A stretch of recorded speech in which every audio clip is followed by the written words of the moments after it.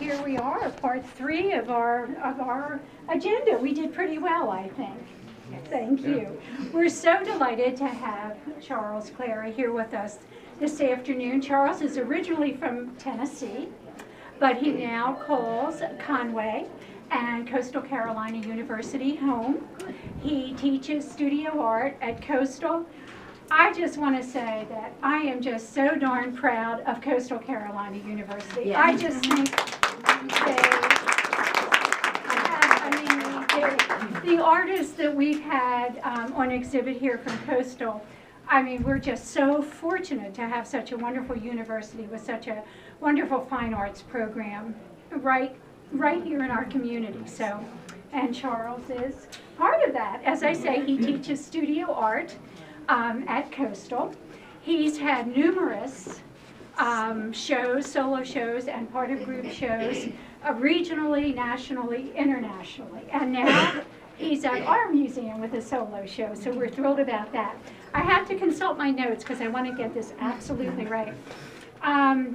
His use of drywall, discarded wallpaper, reflect an interest in nostalgia, along with creating order from chaos. Are we seeing all this? Beauty from destruction, and hope for happier times. So I'm just so thrilled that Charles is now going to share that philosophy with us. So let's welcome Charles Clary. Thanks for having me. Can everybody hear me okay? As a teacher, I feel like Teacher I project voice. quite a bit. Yeah, big boy voice. So yeah, this is all a brand new body of work. It's been in progress for about a year with the drywall work. All the work that you see right now was probably done in the last 2.5 months, thereabouts. I'm a bit of a workaholic. And it's for me, but it's also for my students to let them know that yes, this is a viable option in life. As long as you work your butt off, things can happen, right? So I've been out of grad school now for, 6 years, 7 years or so, so things have kind of taken off pretty quickly. But the current body of work that you see right now, I try not to put a whole lot of personal stuff into my work. I'm a little bit more concerned with music. I used to be a double major. In college, I was a music major and an art major, and then figured out that both of those take an extreme amount of time to perfect, and I was losing my mind to try to do both. So I picked the one that I had a little bit more passion towards, which was art, but started to incorporate music into it. So a lot of the titles you'll see are kind of off the wall, very Dr. Seuss-ish. I also have an illustration minor. So it's kind of putting a playful spin on terrible disease almost. So computer-generated sound waves look a lot like topographical maps, that look a lot like open pit mining, that also look a lot like petri dishes or necrotic flesh wounds. And those are all things that we don't want to look at, right? Because they're ugly, they're going to do something terrible to you, you might die from them. But I am very much a chromophile, which sounds really wrong, but I love color. Color is my passion. To the point in grad school where I had a professor look at me and he says, I have no idea what to tell you. These colors are very Nickelodeon and I don't know what to do. It's like, that's fine. It fits with my work. I want there to be a playfulness. I want it to look kind of candy coated. I want you to get up close and personal with the work, whereas if they looked like petri dishes that we are normally familiar with, you would stand back from those, right? So at a distance, they all look laser cut. They all look industrially done. They're not. They're all hand cut. I use an X-Acto knife and hundreds of blades on a good studio. Yeah, no, they're fine. Haven't ever cut myself other than kitchen mishaps and or laying my knife down wrong and then reaching for it and then poking your meat. But I've never cut my finger when I'm cutting paper.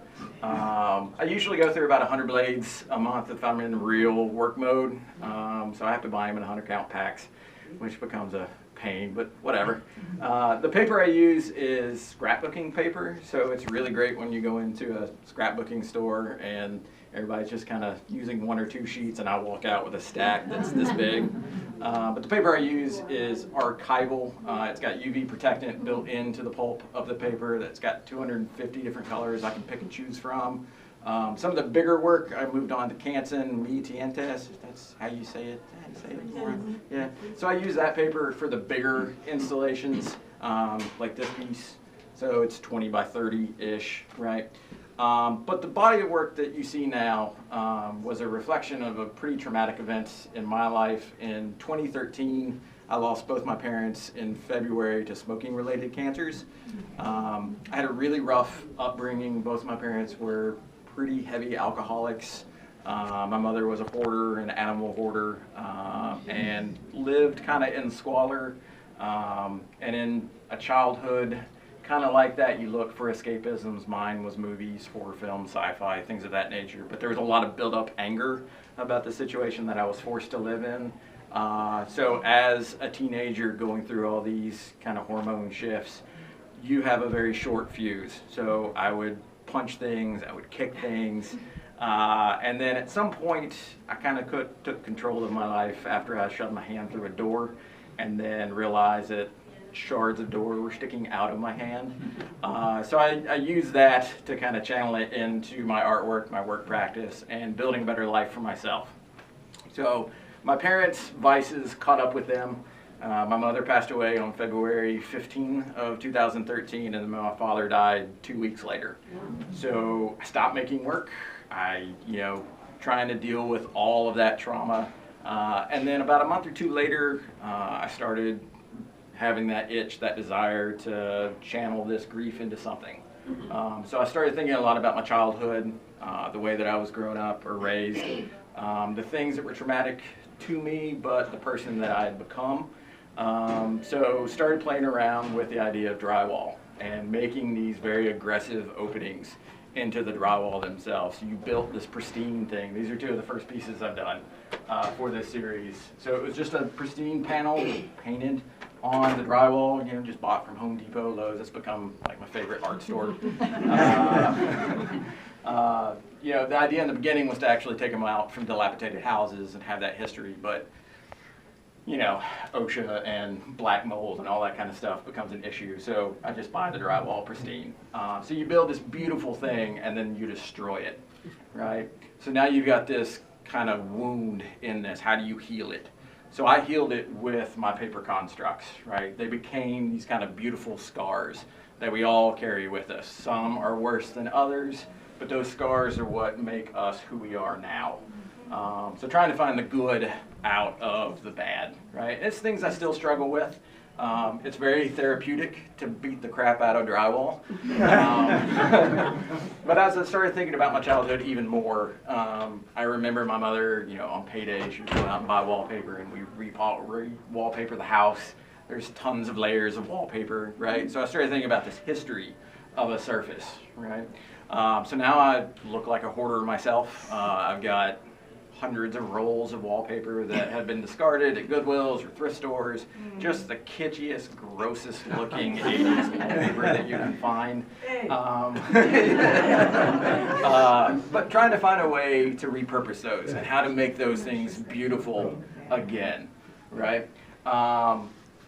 So, where was I going? So it's trying to find something better. Right, how to move on, how to take that chaos and make something beautiful from it.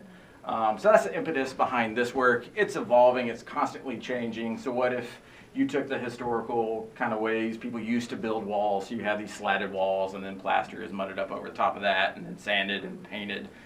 So that's kind of some of the newer installation work to where you see that these things have been kind of extracted from the place that they were, and it looks very aggressive. But again, you have this kind of healing force with these kind of viral things. When my mother was going through her terminal cancer, it was in my mind, it was like, I wish I was a doctor. I wish I was a microbiologist. I wish that I could create something to fix this, and there was no way that you could do that, right? But I can fix the wounds that I've put onto these surfaces.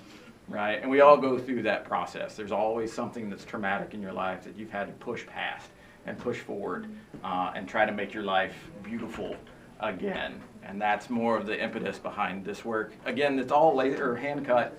All the panels you see, they have a finite space that I can actually work in. So it's about 15 layers of paper in the drywall pieces. If they have a bigger cradle, like a 4-inch cradle, I can go to about 20 layers deep. On the installation work, it can come out as large as 30 layers deep. I work in all kinds of different mediums. I got into art fields for the first time this year, and it's going to be a video store installation with VHS boxes. So each VHS box becomes a sculptural piece into itself. So you cut an opening into that VHS box that interacts with the imagery that's on it, right? Because that's the thing that drew you to that, to pick it up, turn it around, see what the movie's about. It was pretty much a crapshoot whether or not it was good or not. And then I replaced the VHS tape itself with a paper sculpture that's the exact dimensions of that VHS, and then slide it in. So right now I've got 360 of them done out of a projected 1,500 at some point. Yeah, I'm just kind of all over the place. So this is the newest body of drywall work. See if I have any You put those in from the back? I do. Oh. I do. Yeah, so the openings. You measure Fashion the in. openings and then you do the... Yeah, I have a little kind of dimension, little thing that I can say I can't go any bigger Yeah. than this opening right here. Yeah. So most of these are 12 by 12s, right? They look much bigger, but again, the paper only comes to right here, Okay. right? All the rest of it is negative space in the back. You know, on this one, the paper only comes to about right there. Yeah. What else? Do I have any questions about the process or anything? How long does it take to do the average? Let's see. This is always surprising. This piece took about 6 hours total from start to finish. You know, these little guys, maybe an hour, hour and a half ish. He makes a mean sushi. Yeah, I go quick because for me it's the process of the work. It becomes that meditative thing for me. So it's all about the process of making the work. The end product is great, and it's like, oh wow, this is cool.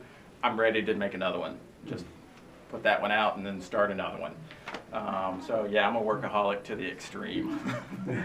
Have you ever thought about doing 3D printing for this? I've thought about it, but for me, the hand cut process of it is more of where the impetus is. It's me spending this exorbitant amount of time on a piece and then moving on to something else. It's very kind of Buddhist-ish, where they make the sand mandalas and then they discard them, or Navajo sand paintings. They make them and then discard them. It's more of that process. How many pieces of paper do you cut at one time? One sheet.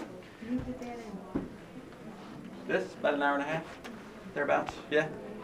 So on the drywall pieces, I'll make the opening and then I'll stick a sheet of paper in from behind and then come in about 1/4 inch and make that tracing, and then take it and then cut that one piece out, and then that one piece will be laid on top of a secondary sheet of paper.